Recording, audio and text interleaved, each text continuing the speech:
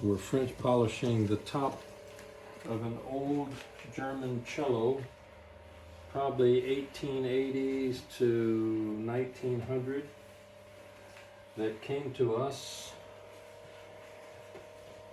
that I call it was the weight and the strength of a sumo wrestler.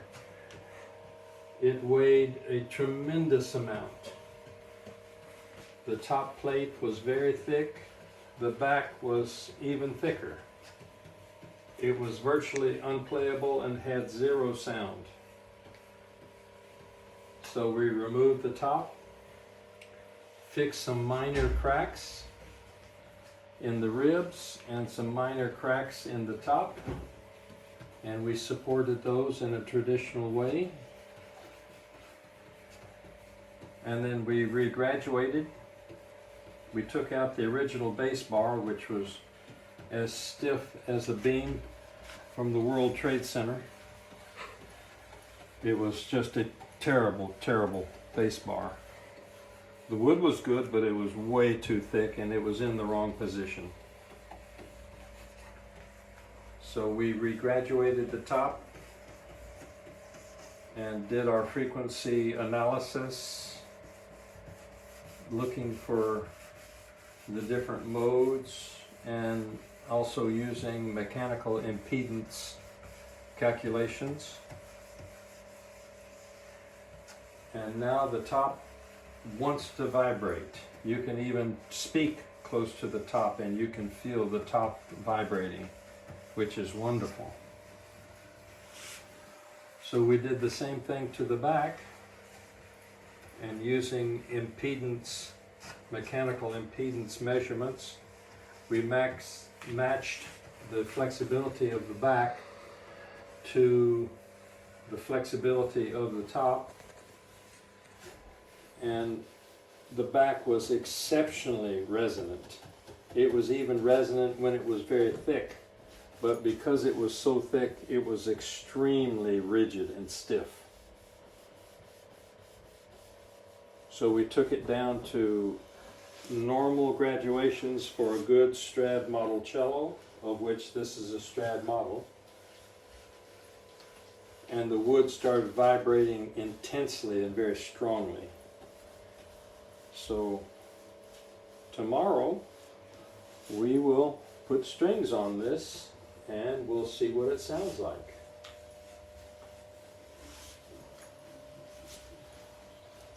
The overall weight of the cello now, with strings, with a carbon fiber end pin, and with the Whitner mechanical pegs, is going to be around 2,800 grams.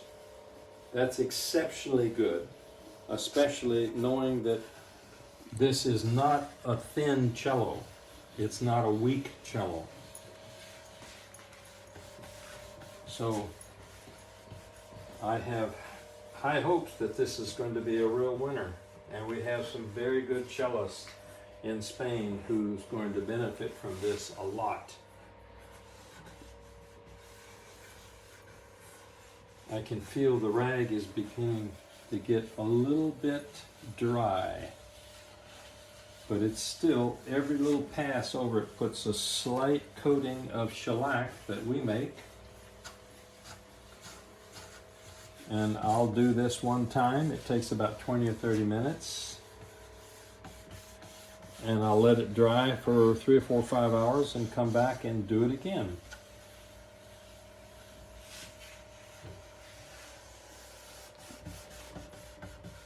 I need to charge the rag a little bit. It's exceptionally dry. This is the shellac that we make, and I use the ruby shellac on this instrument just to get a slight bit of red color to it. Because the red color on top of the orange and brown give it a nice, luxurious look. So I start using very, very light pressure, almost no pressure at all. just the weight, not even the weight of the hand, just mainly the weight of the rag. The rag that we use comes from the medical industry. It's a type of cloth that's semi-permeable, but it has absolutely no fibers in it. And it doesn't allow any of the fibers on the inside of this little rag to go through. So there's no fiber sticking to the finish. But it does allow the shellac that's on the little tiny rags on the inside, which is just old cotton, like an old cotton t-shirt. It allows the shellac to go through the surface of this and be deposited onto the varnish. And it's extremely transparent, so it has no cloudiness to it, and you can see the features of the wood beautifully. But even more importantly, it protects the wood from hand marks and touching, and it slows down the transfer of humidity inside and outside of the wood, going in and out. And in the summertime in Andalusia, we have some days that are hot and humid, and we have other days that are hot and dry. So we want to slow down the transfer of moisture in and out of the wood. It's going to change, it's going to breathe, but we want it to do the breathing, which causes the expansion and contraction of the body. We want that to be slow, not rapid.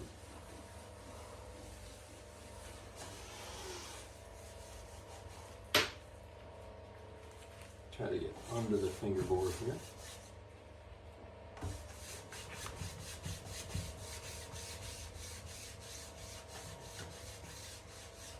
This cello originally was made and varnished with the fingerboard on it, because you can see deep under the fingerboard there's no varnish here. But I'll try to protect the wood there with a little bit of French polish, shellac. In Italiano and in Espanol, goma laca. But it's goma laca that we make here.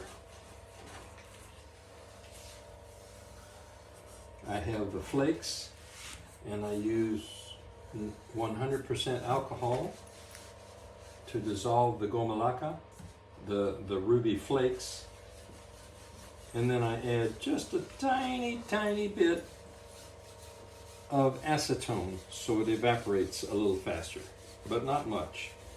And the oil that we use is a very weak olive oil. It's not the olive oil that you eat that has a lot of fat in it. This is the refined olive oil that the people locally use for frying. And it works to help lubricate the surface so the rag does not stick.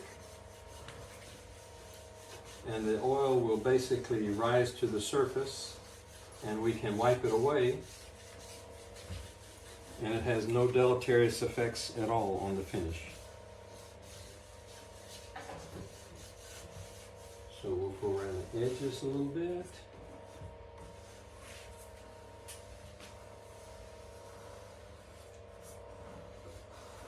We want to protect these edges in the C-bout because this is where the bow hits a lot of times. The bow hair and the rosin touch this area. And we like extra layers here in the middle. This is called the central bridge region, CBR. And this is where the rosin many times will build up.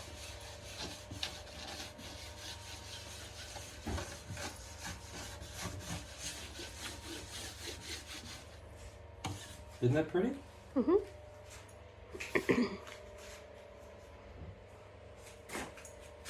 So the rag is getting a little bit dry. I'll charge it, put a little bit more shellac in it.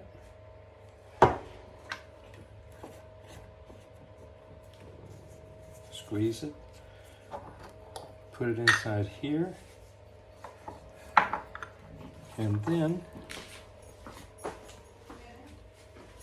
I spray it with just a little bit of 100% alcohol so it doesn't dry out too much. And we'll let that sit. Voila!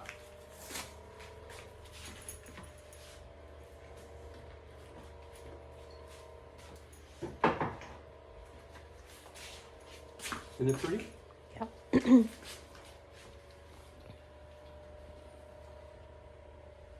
Yeah, it needs several more coats.